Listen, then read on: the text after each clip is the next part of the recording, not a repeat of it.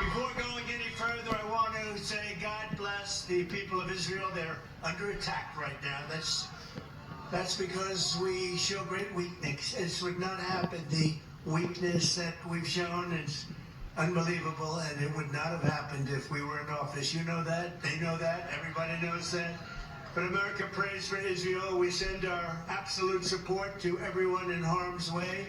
This is an attack that would not have happened. I mean, to think about what we have to go through and the things we put up with the border, with no energy independence, with all electric cars. Would everybody like to buy an electric car for the rest of your life?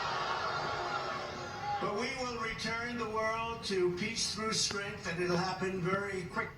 We'll revive American strength abroad, and we will restore American strength at home. We were respected 4 years ago all over the world. Today, we are considered a joke. It's not going to be for long. Believe me, it's not going to be for long. We will quickly rebuild the greatest economy in the history of the world like we had it just 4 years ago. It was just announced that inflation is once again raging. It's close to 4% again. Here we go. When I left office, we had virtually no inflation. First of all, Crooked Joe, he claimed inflation was transitory. Remember that? Then he said it was temporary. Then he said it won't happen. It really won't happen. And then he said, well, it's much Well, we just heard former President Trump addressing the attacks in Israel. General Anthony Tata joins us right now. General, thanks so much for being on with us. You know, we just heard former President Trump talk about how these attacks wouldn't have happened under him in regards to the fact that the Biden administration has, released the sanctions on Iran. They've given direct fundings, and they've also allowed the missile ban to expire. What is your take on it? Well, I think all of that is absolutely right. The maximum pressure campaign that we had on Iran when I was performing the duties as Undersecretary of Defense and throughout the Trump administration was very, very effective. They didn't have the means to do what they're doing. They didn't have the means to even wage the type of war that they're waging through their proxies from Lebanon and Syria and Iraq and down in Yemen. And so the Arabian Peninsula right now is on fire because of the Biden administration's funding of Iran to do this. $6 billion for the 6 hostages, and then the not enforcing the sanctions and allowing them to trade oil with China, tens of billions of dollars. All that money goes into the means of war. Most of it does, and in funding of Hamas and Hezbollah and the Houthi rebels, and even funding the Shahed 131 to 136 drones that they're given to Russia to attack Ukraine. And so that's American dollars that have been paid for a lot of this, and it's right squarely on the shoulders of the Biden administration in this split policy that they're trying to have it both ways to curry favor in Dearborn, Michigan with Islamic voters and the progressive left, while also pretending to be supportive of Israel. It's a really, this is what happens when you don't have a clear vision. You divide the American people to try to maintain your power, and you are not standing shoulder to shoulder with our allies, despite the slings and arrows that you take from within your own political party. This is about national security. It's about global security. It's about economic security. Think about the economic ramifications that can come out of this if this persists.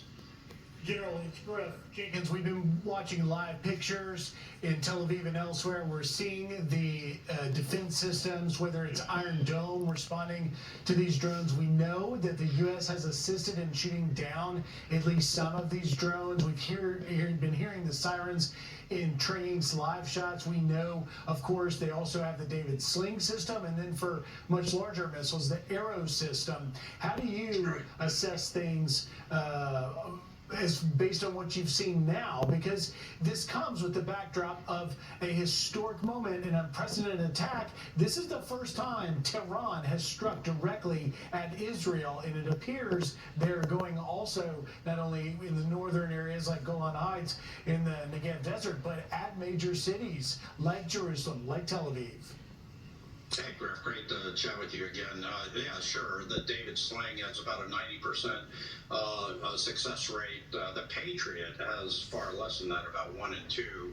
Iron Dome's about 80 to 90%. And then the Arrow 3 has a very high, 98, 99% success rate. So the first 3, the Iron Dome, David Sling, and the Patriot are going to be shooting down those drones.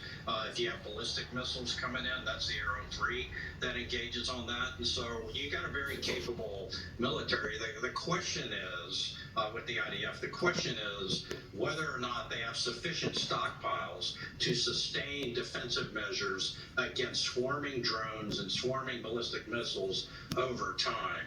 How deep do those stockpiles go?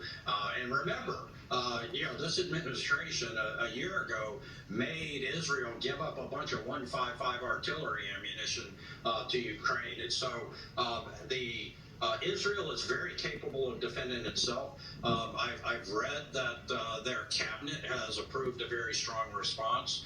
And so I think you might see some offensive measures here that they're not going to be worrying about what the Biden administration is trying to tell them to do. General, go ahead. General, this is Jason Chaffetz.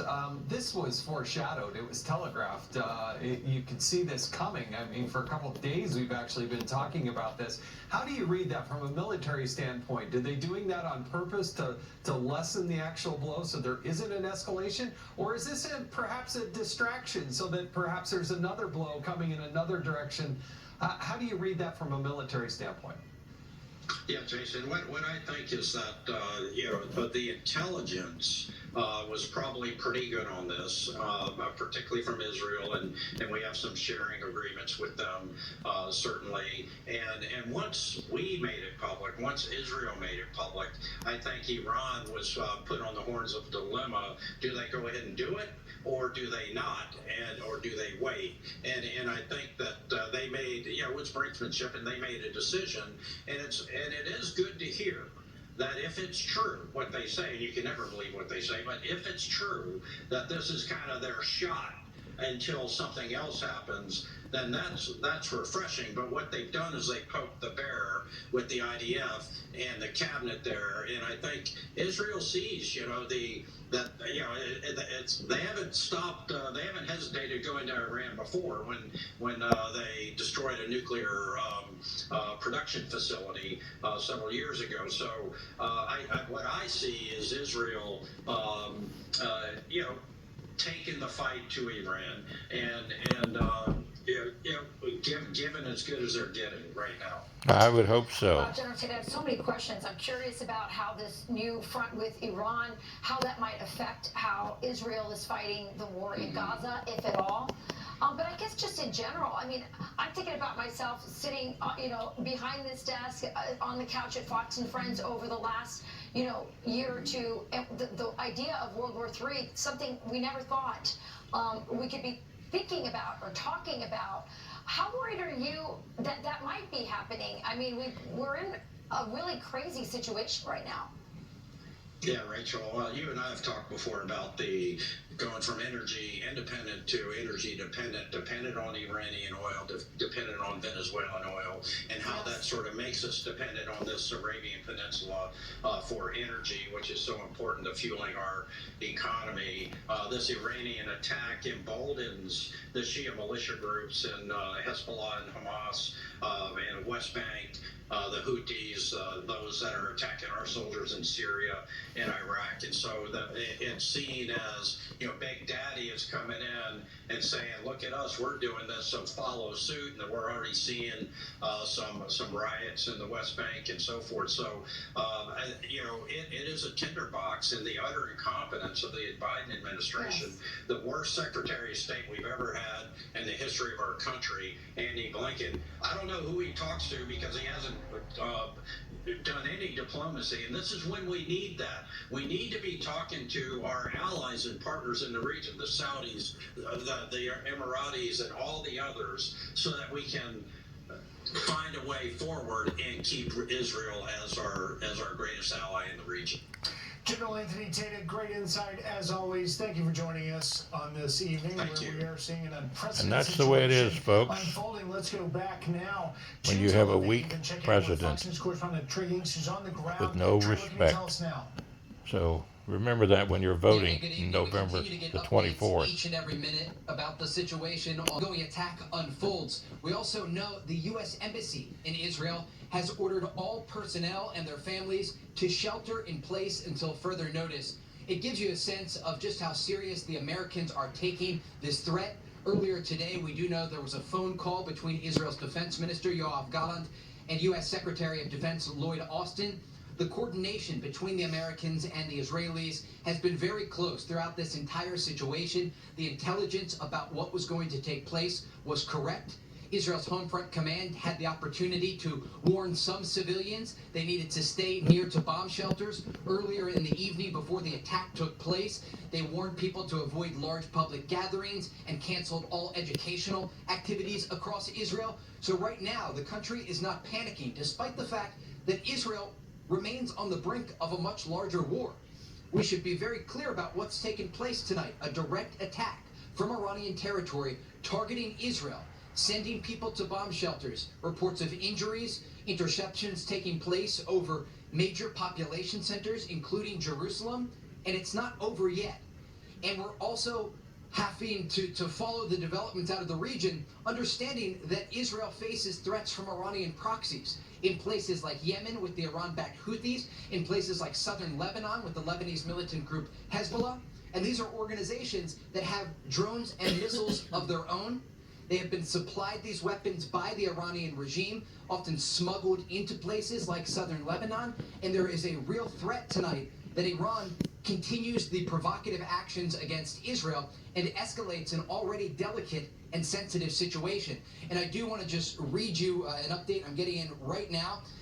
President Biden and Israeli Prime Minister Benjamin Netanyahu are set to speak on the phone tonight, likely understanding what the response will be, coordinated between the Americans and the Israelis. And it also comes as we are getting a new statement in just now from Iran's foreign ministry saying, quote, Tehran will not hesitate to take further defensive measures to safeguard its legitimate interest against any military aggressions. We're hearing quite a bit of propaganda out of Tehran tonight. It's part of the reason we're being incredibly sensitive with the reports and confirming the types of missiles that are being used against Israel. But what we can confirm, an unprecedented attack with drones and missiles launched from Iranian territory, sending people to bomb shelters here in Israel. And again, the Israelis believe this is an ongoing situation tonight.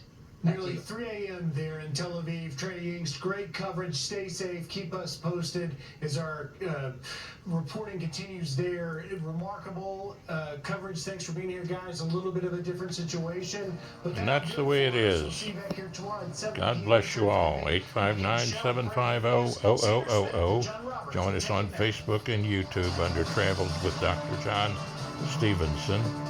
And